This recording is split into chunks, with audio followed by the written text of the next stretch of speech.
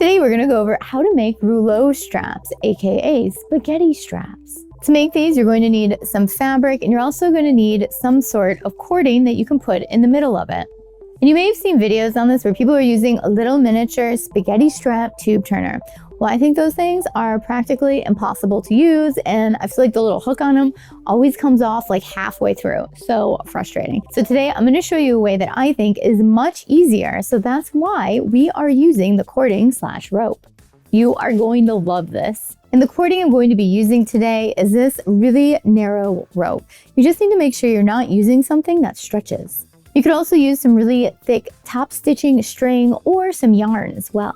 To have the most successful spaghetti strap, you want to use a fabric that's fairly lightweight. If you choose something like upholstery weight fabric, it's just not going to turn inside out for you. So as long as you have a lightweight fabric, it should work out totally awesome for you. Today I'm going to be using a lightweight cotton fabric. So the first thing we need to do are cut some bias strips, and you really want to make sure that you are cutting your fabric on the bias because it allows it to stretch and move and roll over really smoothly. If you try creating these on the straight grain, it doesn't work as well. Your fabric's going to pucker, it could start making these pleat marks, and it's not going to lay as smoothly. So let me show you how to cut your bias strips. If you're enjoying Sewing Anastasia, make sure you like and subscribe. It really helps out the channel a lot. And if you'd like to learn more about sewing, make sure you check out the online and in-person courses along with the online sewing club. There's links down below for everything. Now let's get back to our spaghetti rouleau straps. So I'm using this scrap piece of fabric I have, and you need to first find your selvage, your grain line. Right here is the selvage. So the selvage is that bound edge that runs lengthwise through your fabric.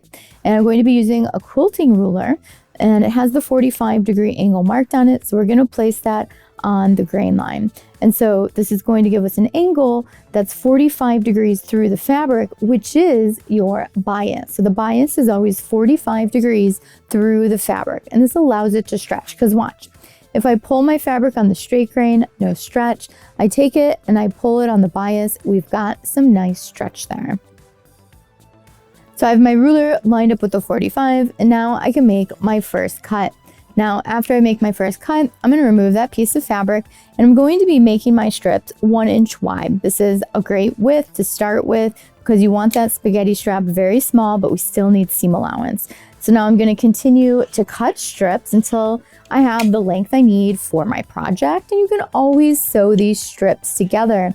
But since I'm just doing this for demo, I just need one strip to show you how to create the Rouleaux tube. But if you need your straps longer, you can always sew these together.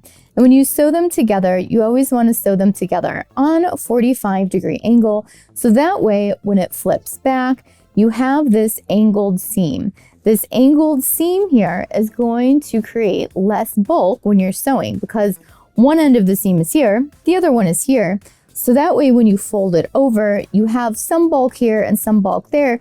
Both of the bulky bits aren't on top of each other. Now that I have my bias strip cut, I cut a piece of cording longer than the strip of fabric. So you just want to make sure that when you're cutting your cording, that it's going to be longer than the strip of fabric. Now we're going to do some sewing. We're going to take our cording, we're going to place it in the tube here that we're going to create a fabric. So just place it towards one end, and we are going to end up folding the fabric over in half, and just make sure it's at the center here. So right in the center when you fold it in half.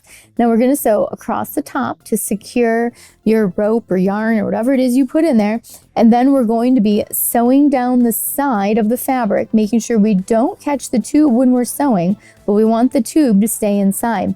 And I'm going to be using a 1/4 inch seam allowance. So again, I'm sewing across the top of the bias tube first. Make sure you're back stitching. You really want your cording inside there to be nice and secure. And when I turn to come down, my seam allowance is going to be a 1/4 inch. So I put my 1/4 inch foot on to really help me keep this nice and precise. Engage your needle down button if you haven't yet today.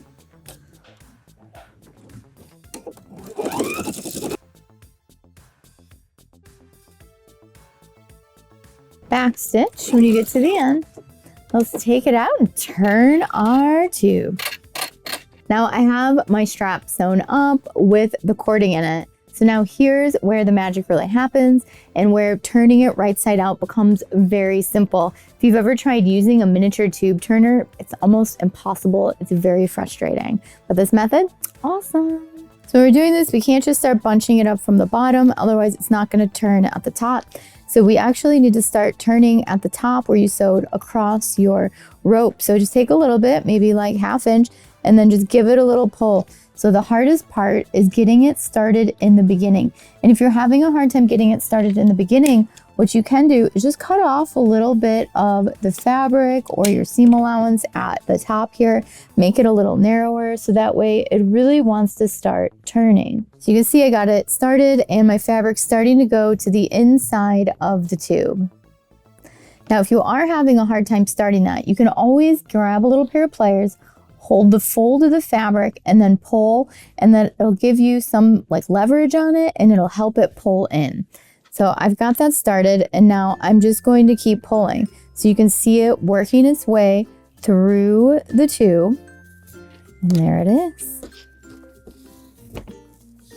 Look at how beautiful our tube is. Look at how thin and beautiful this spaghetti strap is. It's 3/16 of an inch wide. It is so small and it was easy to turn. And by leaving that extra seam allowance in there, it gives it some body, which is really nice. So now you are finished and you can go ahead and just cut off that rope end. Thank you so much for watching Sewing Anastasia today. If you have any questions about creating rouleau, tubing, or spaghetti straps, leave it down below in the comments. And I'd love to know what methods you like to use when you're creating spaghetti straps, because I know they can be really tricky to turn, but this method, awesome. And if you enjoyed the video today, make sure you like, subscribe, and hit the notification bell so you know when the new tutorials come out. And if you're already a subscriber, thank you so much for watching today. These videos are for you guys. And if you want to learn more about sewing, make sure you check out the online and in-person courses here in my studio in Chicago. And we also have an online sewing club, and you get access to our Discord, so you can always ask your questions over there or post photos of what you're currently working on. We would love to see. And if you want to know what's going on in the studio today, make sure you check out those Instagram stories. Thank you so much for watching today. Bye!